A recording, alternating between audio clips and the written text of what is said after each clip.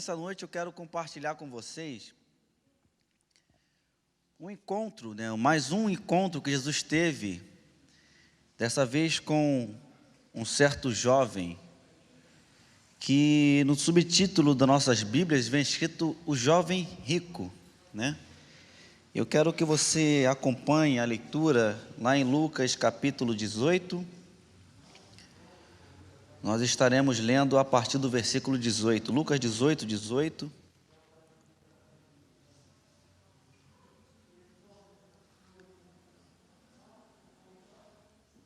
Diz assim a palavra do Senhor: certo homem de posição perguntou-lhe: bom mestre, que farei para herdar a vida eterna? Respondeu-lhe Jesus: por que me chamas de bom? Ninguém é bom, senão um só, que é Deus. Sabes os mandamentos: não adulterarás, não matarás, não furtarás, não dirás falso testemunho, honra ao teu pai e à tua mãe. Replicou ele: tudo isso eu tenho observado desde a minha juventude. Ouvindo, Jesus disse: uma coisa ainda te falta. Vende tudo que tens, dá aos pobres, e terás um tesouro nos céus. Depois vem e segue-me. Mas ouvindo ele estas palavras, ficou muito triste, porque ele era riquíssimo.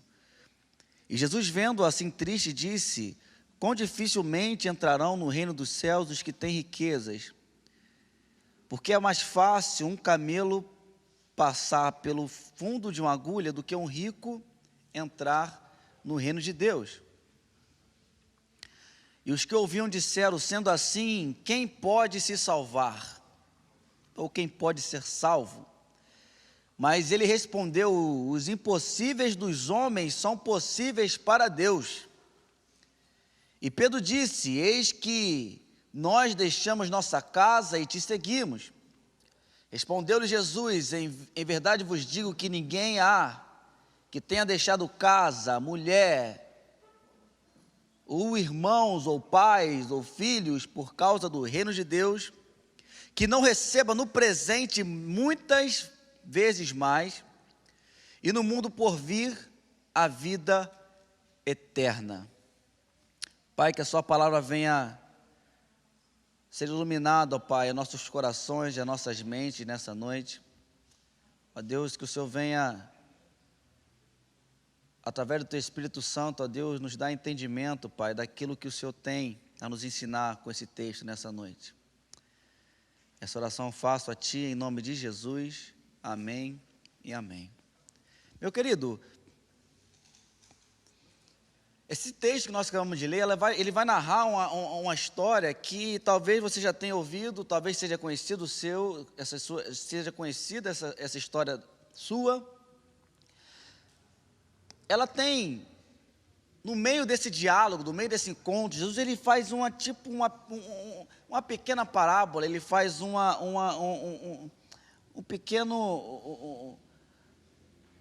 pequena ilustração. E a respeito disso que eu quero nessa noite me ater com os amados irmãos e amadas irmãs. O que o texto essa história que o texto vai narrar, diz que chegou um certo homem de posição, uma pessoa que tinha bastante riqueza, uma pessoa talvez que fosse importante ali na sociedade, uma pessoa de posição. Eu creio que possa ser uma pessoa que tenha uma fama, tenha um conhecimento de todos ali daquela comunidade. E essa pessoa, ela chega a Jesus com a seguinte pergunta.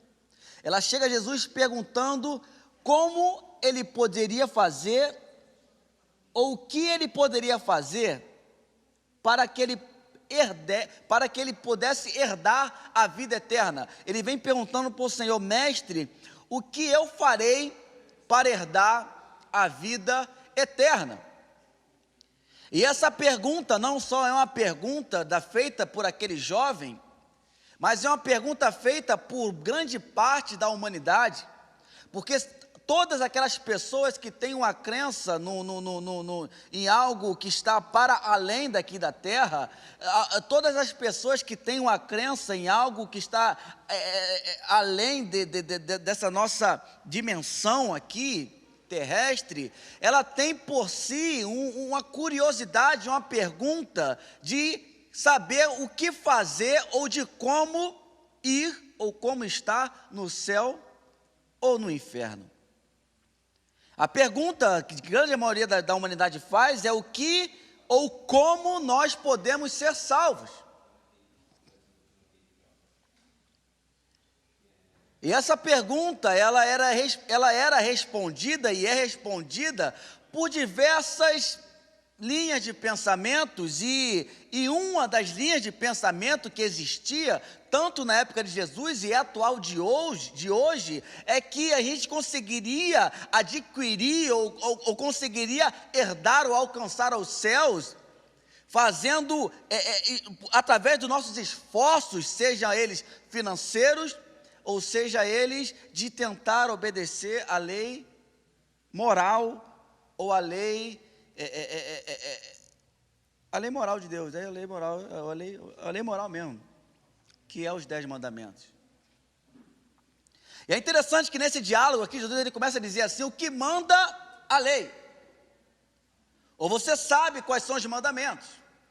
Jesus ele começa a citar aquilo que está na segunda parte, está naquela parte dos 10 mandamentos que está relacionada ao nosso relacionamento com o próximo. E Jesus ele começa a dizer assim, não adulterarás, não matarás,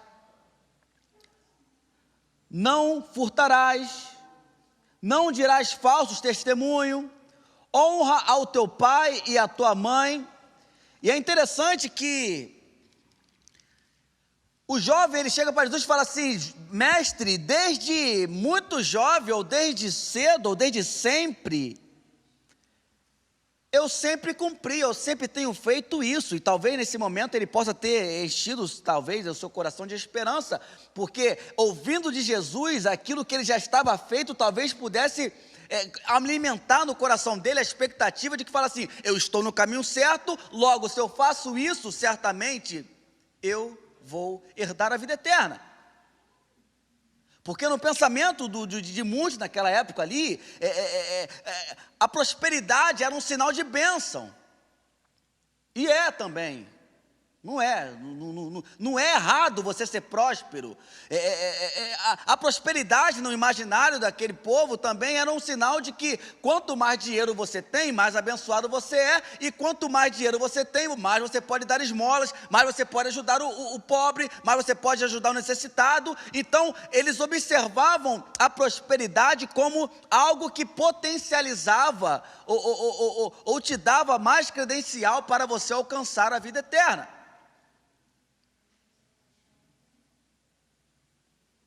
E se isso for levado a esse prisma de alcançar a vida eterna, é interessante, porque realmente você com as suas condições, você tendo pouco ou tendo muito, você pode sim ajudar ao próximo, você pode sim fazer algo por alguém, isso é válido, isso é certo.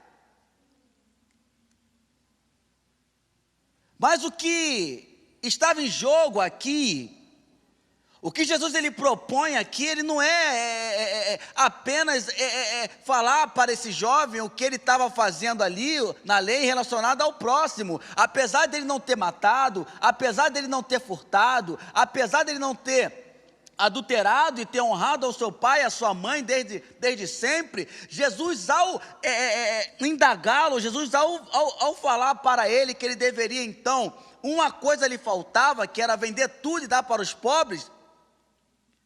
O texto vai dizer que ele, ouvindo essas palavras, ele ficou triste, porque ele era muito rico. Eu quero chamar a sua atenção aqui nessa noite, porque apesar desse jovem, desse homem de posição, essa pessoa importante, ter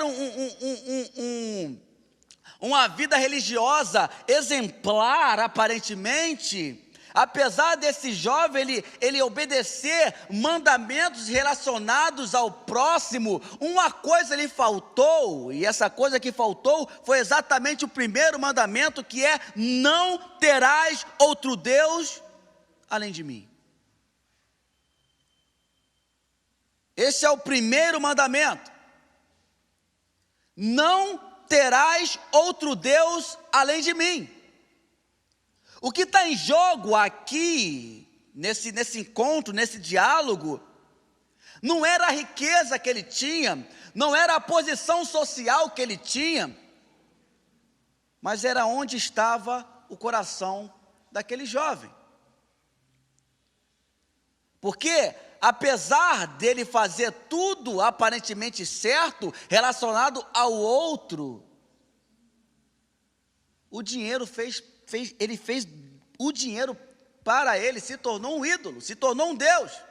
Porque quando Jesus ele fala que uma coisa falta, você vender tudo e dar para os pobres, o que Jesus estava colocando em jogo ali era o coração dele, não apenas ali o ato dele vender tudo e dar para os pobres. Porque certamente ele poderia fazer isso tudo, vender tudo e dar para os pobres, sem que o coração dele estivesse no lugar certo.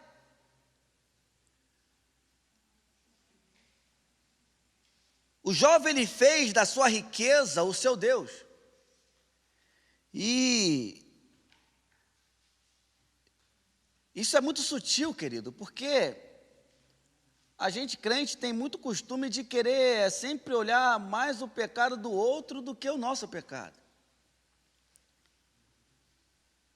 Eu quero ser bem delicado, bem educado com toda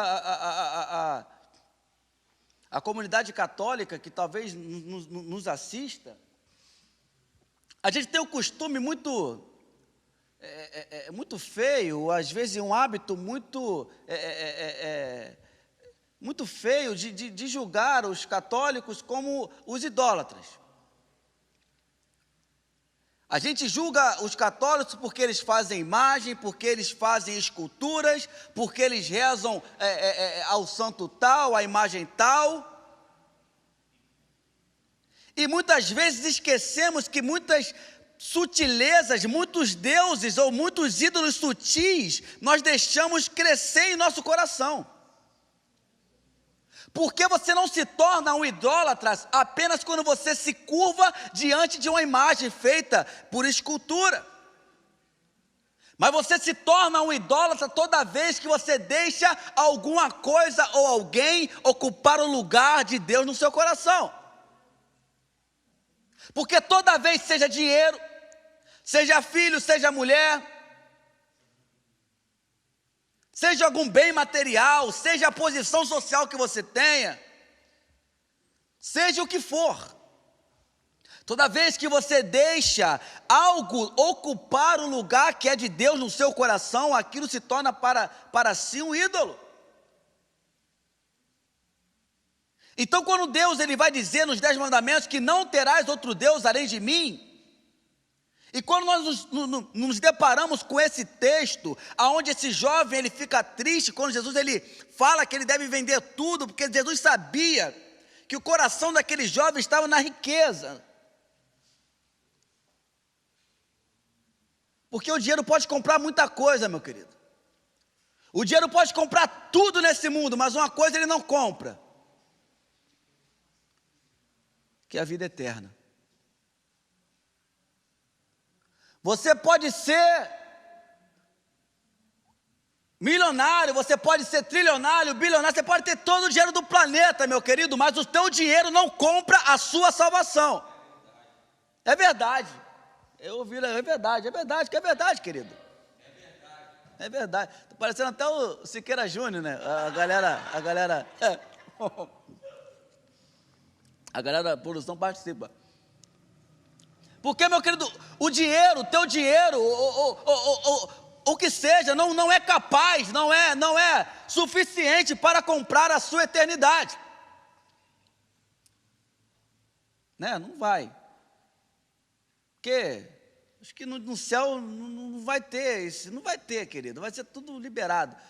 né? Fala que tem, até a rua de ouro tem lá, para que tu vai querer levar ouro para lá? Não precisa, querido. O dinheiro ele pode comprar tudo, mas ele não compra a sua eternidade. O que está em jogo aqui é onde estava o coração daquele jovem,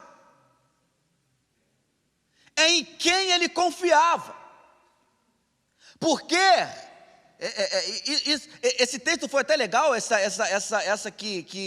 porque já introduz nossa próxima série, que nasce justamente nessa pergunta de que como a gente pode ser salvo, como eu posso ser salvo, como eu posso herdar a vida eterna, meu querido. E Jesus ele vai continuar dizendo aqui no texto aqui, que ele vendo aquele jovem triste, ele diz assim, quão difícil, ou quão dificilmente entrarão no reino de Deus os que têm riquezas. Ele vai trazer a seguinte ilustração, porque é mais fácil passar um camelo pelo fundo de uma agulha, do que entrar um rico no reino de Deus. Note aqui que Jesus ele aqui não está repreendendo a riqueza, mas a pessoa. Porque você pode ter dinheiro e herdar o reino dos céus. Você pode ter dinheiro e ser salvo. Ou pode não ter dinheiro, né? Como a maioria da gente aqui, né, queridão? E está salvo, né, queridão? Mas que bom que lá, né? Lá nosso cartão é sem limite. Amém, queridão? Glória a Deus. Glória a Deus. Ele não está aqui condenando a riqueza, está condenando a pessoa.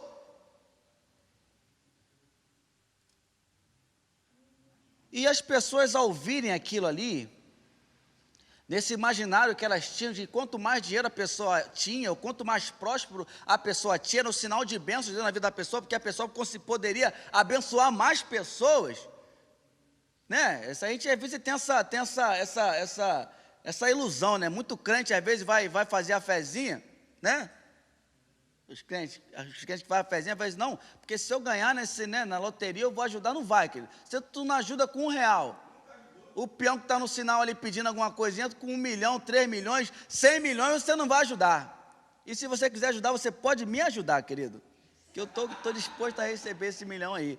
Amém, queridão? Mas a gente tem eles tinham esse pensamento de que quanto mais dinheiro eu tenho, eu sou mais abençoado por Deus, porque às vezes essa mensagem é até pregada há muitos tempos no nosso evangélico, que a riqueza é sinal de prosperidade, porque Deus não fez você para ser pobre, Deus não fez você para ser cauda, tem que ser cabeça, você tem que trocar de carro todo ano, porque se você não trocar, você está no vale, está em pecado. Mas não, querido, não é, nunca foi isso e nunca será essa a mensagem do evangelho. Porque você pode ter uma BMW na sua casa e ter um coração prostrado diante de Deus. Você pode ter uma mansão, querido, e você está sendo ali preparado para você um lugar no Cristo, porque não está naquilo que você tem, mas no teu coração, né? É em você, não é naquilo que você tem. E as pessoas começaram a pensar, então, sendo assim, o jovem que acabou de falar com Jesus aqui, ele seguia boa parte dos mandamentos. Ele tinha dinheiro, ele era um cara próspero, e Jesus ele manda uma dessa e fala que é mais fácil um camelo passar numa agulha do que um rico entrar no reino dos céus, porque é impossível, querido, passar um camelo numa agulha. É impossível. Quando eles começam a indagar isso, eles falam assim, sendo assim, quem pode ser salvo? Essa pergunta do versículo 26, talvez seria a pergunta que o jovem deveria ter feito a Jesus. Antes dele chegar assim, o que poderia fazer para herdar a vida eterna, ele poderia ter chegado para ele e falar assim, quem pode ser salvo? Não é o que eu posso fazer, mas quem pode fazer por mim? Quem está entendendo aí, querido? Não é o que eu posso fazer para herdar a vida eterna, mas o que está em jogo na pergunta deve ser feita é: quem faz por mim o que eu não posso fazer? Porque o grande lance do evangelho é esse, querido. Não é o que eu faço para alcançar a vida eterna.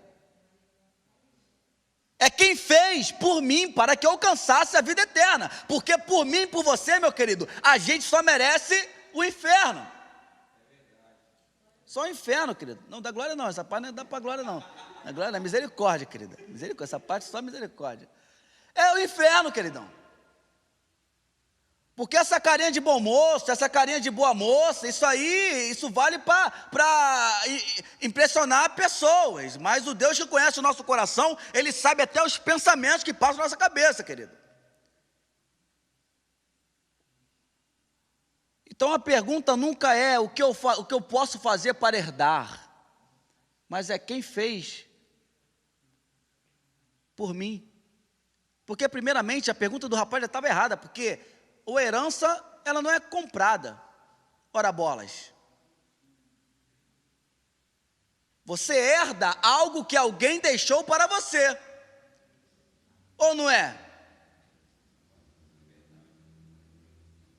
Então na própria pergunta dele já está uma própria resposta. Não é o que eu faço, mas é de quem eu herdei.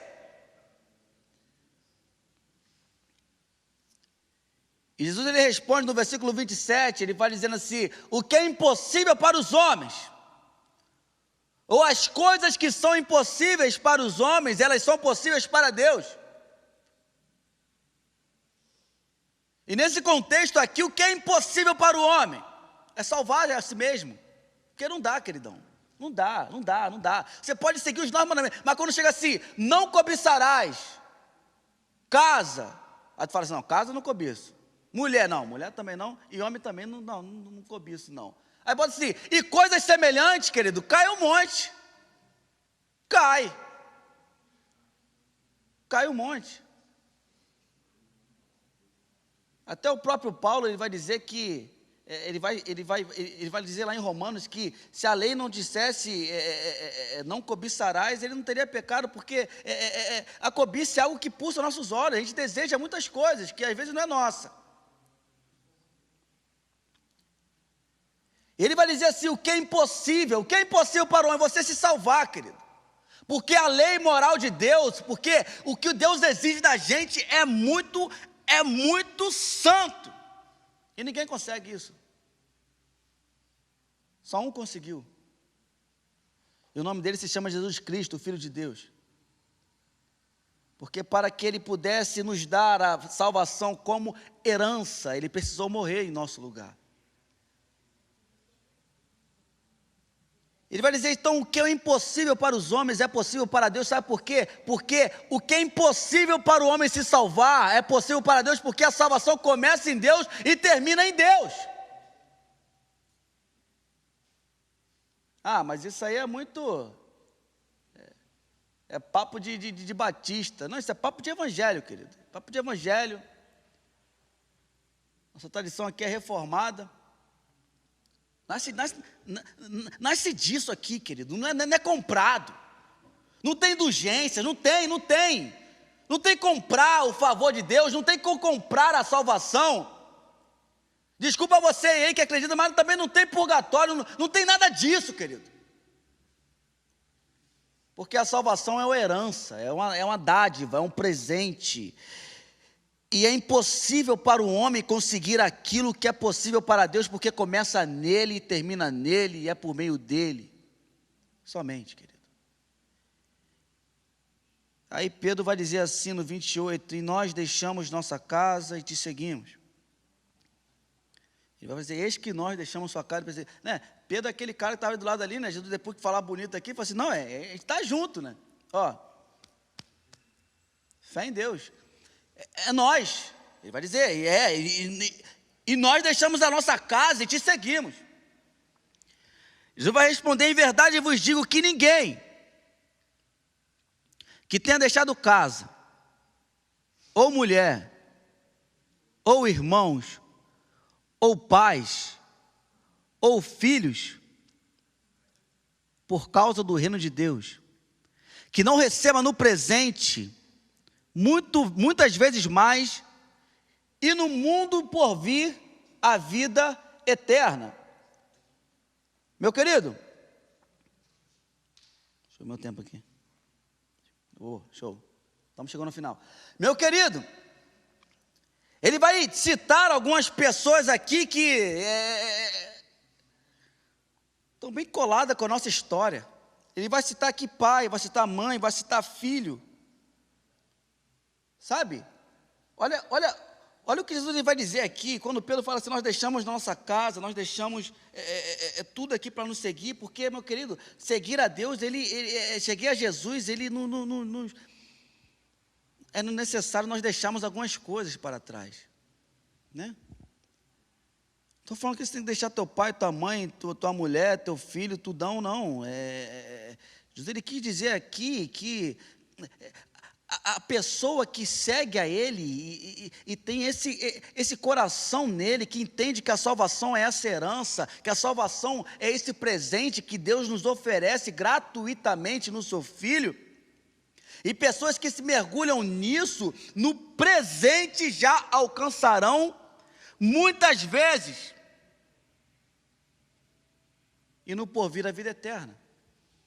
O que ele está tentando terminar para dizer aqui, Jesus está dizendo o seguinte, querido: aquele que recebe essa dádiva, aquele que recebe esse presente e coloca acima de dinheiro, acima de família, acima de bem pessoal, acima de reputação pessoal, acima de qualquer coisa, aquele que coloca Jesus e somente Jesus, recebe nesse presente, recebe no presente muitas vezes mais, e no porvir a vida eterna. Eu quero encerrar dizendo para você, meu querido, que o discipulado, o seguir a Jesus, ele tem um preço. E esse preço que nós devemos pagar é o preço de nós deixarmos nossa vida toda no controle dele. O preço é esse, querido. Não é algo que nós fazemos para ele, mas algo que nós recebemos dele e que nós vivemos para ele. Sabe? Nessa história que Jesus ele vai contar, nesse encontro aqui, eu consigo tirar algumas aplicações da nossa vida.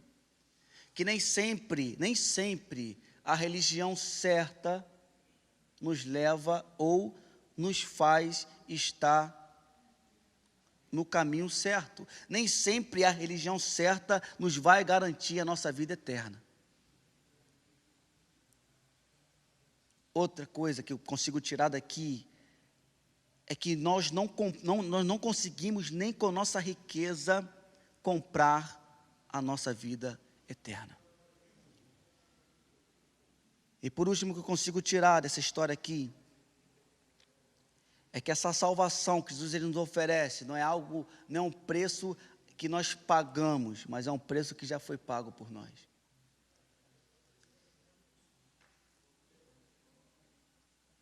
E é de graça. Nós vamos entrar nas próximas semanas em uma série interessante. Hoje é dia 30. Dia 30, né? Dia 30. Você talvez saiba, ou talvez você não saiba, ou talvez saiba e esqueceu. Mas amanhã é um dia importante para a gente que tem a fé protestante, né? Que é o dia da reforma protestante. E quando eu chego nesse texto, onde pessoas tentam comprar a salvação por aquilo que possuem, e eu vejo Jesus ele falando isso tudo aqui, e nos trazendo a consciência que é somente Cristo,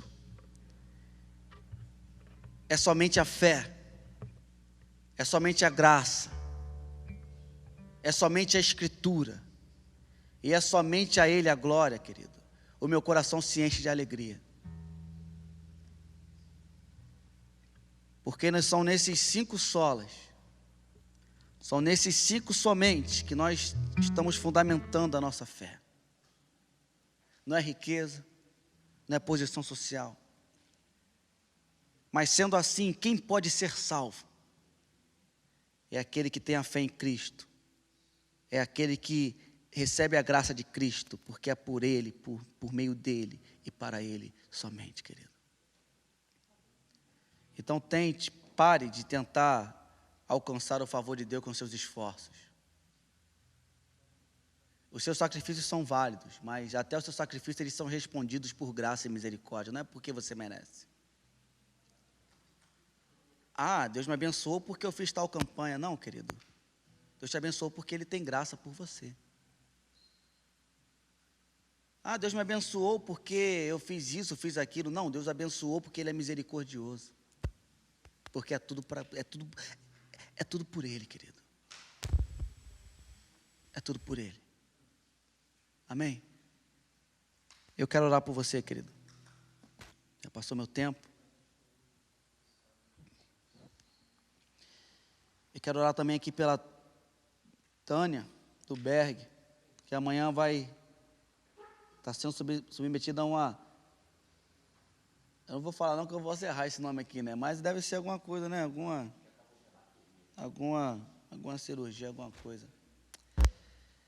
E não só a Tânia, mas tantas outras pessoas que carecem, merecem e necessitam de oração. Eu queria estar orando por você, querido, que essa mensagem, que essa palavra, que essa confiança venha tomar conta do seu coração e da sua mente. Porque não é por aquilo que nós fazemos, mas é por aquilo que nós recebemos, porque Ele fez por nós.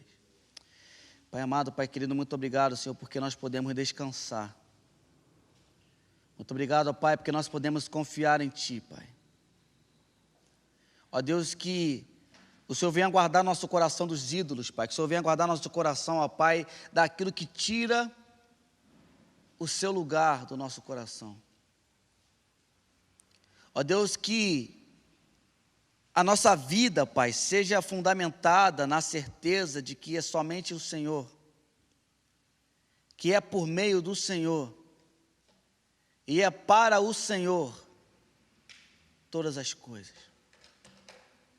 Ó Deus, tira de nós, ó Deus, a ganância, tira de nós, ó Deus, a falsa esperança, ou a falsa, Pai, certeza de que nós conseguimos alcançar alguma coisa porque nós somos bons. Porque, ó Pai, nós somos pecadores, nós reconhecemos nosso pecado. Mas, ó Pai, também nós reconhecemos o valor da Sua graça, o valor da Sua misericórdia, Pai. E é nela que nós ancoramos a nossa fé, Pai.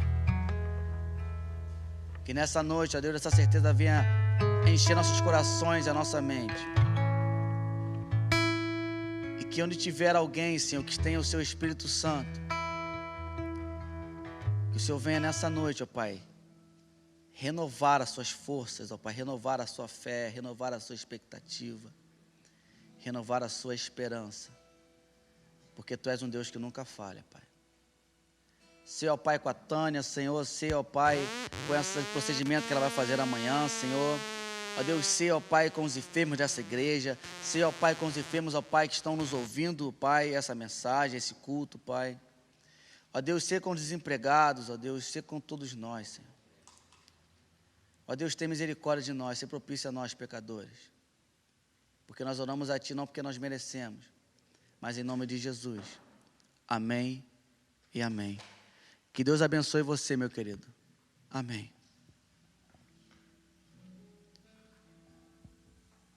Você que é CIB, você que aprendeu a amar essa igreja, nós gostaríamos de levar o Evangelho um pouco mais adiante. Então eu gostaria que você também se inscrevesse no canal, desse um like lá pra gente, espalhasse com a sua lista de amigos, porque a gente precisa pregar o Evangelho, é você que está fazendo isso, é tão fácil. Ajude-nos a levar um pouco mais a palavra de Deus. Que Deus te abençoe. CIB, a igreja que ama e abençoa.